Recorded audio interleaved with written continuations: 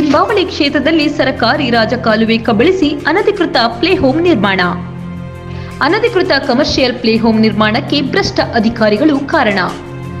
ನಿಜ, ಇಂತಹ ಪ್ರಕರಣಗಳು ಶಾಸಕಿ ಮಂಜುಳಾ ಲಿಂಬಾವಳಿ ಅವರ ಮಹದೇವಪುರ ಕ್ಷೇತ್ರದಲ್ಲಿ ಎಗ್ಗಿಲ್ಲದೆ ನಡೆಯುತ್ತಿದೆ. ಆದರೆ ಭ್ರಷ್ಟ ಅಧಿಕಾರಿಗಳ ಪ್ರೋತ್ಸಾಹದಿಂದ ಯಾವುದಕ್ಕೂ ಕಡಿವಾಣ ಬೀಳುತ್ತಿಲ್ಲ.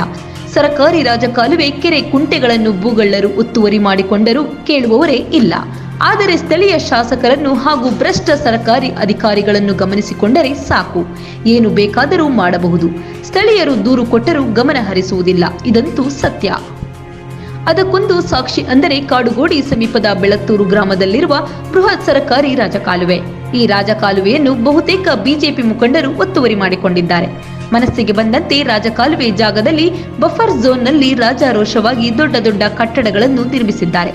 ಬಾಡಿಗೆ ಹಣವನ್ನು ಪಡೆದುಕೊಳ್ಳುತ್ತಿದ್ದಾರೆ. ಈ ಕುರಿತು ಸಂಬಂಧಪಟ್ಟ ಬಿಬಿಎಂಪಿ ಹಾಗೂ ರಾಜಕಾಲುವೆ ವಿಭಾಗದ ಮಾಲತಿ ಅವರಿಗೆ ಮಾಹಿತಿ ಇದ್ದರೂ ಯಾವುದೇ ಕ್ರಮವನ್ನು ಮಾತ್ರ ಕೈಗೊಳ್ಳುತ್ತಿಲ್ಲ. ಅಂದರೆ ಭ್ರಷ್ಟ ಅಧಿಕಾರಿಗಳು ಹೊಂದಾಣಿಕೆಯಲ್ಲಿದ್ದಾರೆ ಎನ್ನುವುದು ಸ್ಪಷ್ಟವಾಗುತ್ತಿದೆ.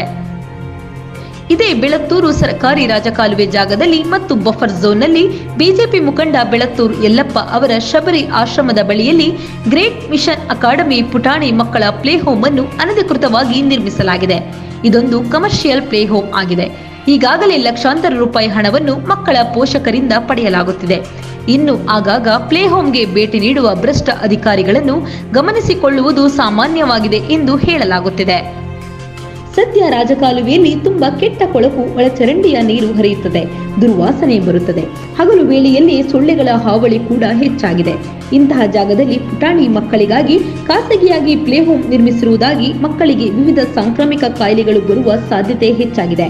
ಈಗಾಗಲೇ ಕೆಲವು ಮಕ್ಕಳಿಗೆ ಆರೋಗ್ಯದಲ್ಲಿ ಏರುಪೇರು ಆಗಿರುವುದು ಇತ್ತೀಚೆಗೆ ನಡೆದಿದೆ. ಈ ಹಿನ್ನೆಲೆಯಲ್ಲಿ ಸರ್ಕಾರಿ ರಾಜಕಾಲುವೆಯ ಬಫರ್ ಝೋನ್ನಲ್ಲಿ ಅನಧಿಕೃತವಾಗಿ ಗ್ರೇಟ್ ಮಿಷನ್ ಅಕಾಡೆಮಿ ಮಕ್ಕಳ ಪ್ಲೇ ಹೋಮ್ ನಿರ್ಮಿಸಿರುವುದನ್ನು ಕೂಡಲೇ ತೆರವುಗೊಳಿಸಬೇಕು. ಮುಂದೆ ಆಗಬಹುದಾದಂತಹ ಅನಾಹುತಗಳಿಗೆ ಕಡಿವಾಣ ಬೀಳಬೇಕಿದೆ. ಮಳೆ ಬಂದರಂತೂ ನೀರು ಪ್ಲೇ ಹೋಮ್ ಒಳಗೆ ನುಗ್ಗುವ ಸಾಧ್ಯತೆ ಹೆಚ್ಚಾಗಿದೆ. ಕಾರಣ ರಾಜಕಾಲುವೆಯ ಬಫರ್ ಝೋನ್ ವ್ಯಾಪ್ತಿಯಲ್ಲಿಯೇ ಪ್ಲೇ ಹೋಮ್ ಕಟ್ಟಡವನ್ನು ನಿರ್ಮಿಸಲಾಗಿದೆ. ಕಟ್ಟಡ ಕೂಡ ಯಾವುದೇ ರೀತಿಯಿಂದಲೂ ಭದ್ರವಾಗಿಲ್ಲ. ರಾಜಕಾಲುವೆ ಅಂಚಿನಲ್ಲಿಯೇ ಪ್ಲೇ ಹೋಮ್ ಅನ್ನು ನಿರ್ಮಾಣ ಮಾಡಲಾಗಿದೆ. ಹೀಗಾಗಿ ಮಕ್ಕಳ ಆರೋಗ್ಯ ಹಿತದೃಷ್ಟಿಯಿಂದ ಯಾವುದೇ ಭದ್ರತೆಯಂತೂ ಇಲ್ಲವೇ ಇಲ್ಲ. ಹಾಗಾಗಿ ಮುಂದಿನ ದಿನಗಳಲ್ಲಿ ಮಕ್ಕಳ ಆರೋಗ್ಯದಲ್ಲಿ ಆಗುವಂತಹ ತೊಂದರೆ ತಾಪತ್ರೆಗಳಿಗೆ ಕಡಿವಾಣ ಹಾಕಬೇಕಿದೆ. ಅಲ್ಲದೆ ಸರ್ಕಾರಿ ರಾಜಕಾಲುವೆಯ ಜಾಗದಲ್ಲಿ ಅನಧಿಕೃತವಾಗಿ ಗ್ರೇಟ್ ಮಿಷನ್ ಅಕಾಡೆಮಿ ಪುಟಾಣಿ ಮಕ್ಕಳ ಪ್ಲೇ ಹೋಮ್ ನಿರ್ಮಿಸಿರುವವರ ವಿರುದ್ಧ ಸಂಬಂಧಪಟ್ಟಂತಹ ಅಧಿಕಾರಿಗಳು ಕೂಡಲೇ ಕಠಿಣ ಕ್ರಮವನ್ನು ಕೈಗೊಳ್ಳಬೇಕು. ಸ್ಥಳೀಯ ಅಧಿಕಾರಿಗಳಂತೂ ತಲೆ ಕೆಡಿಸಿಕೊಳ್ಳುವುದಿಲ್ಲ.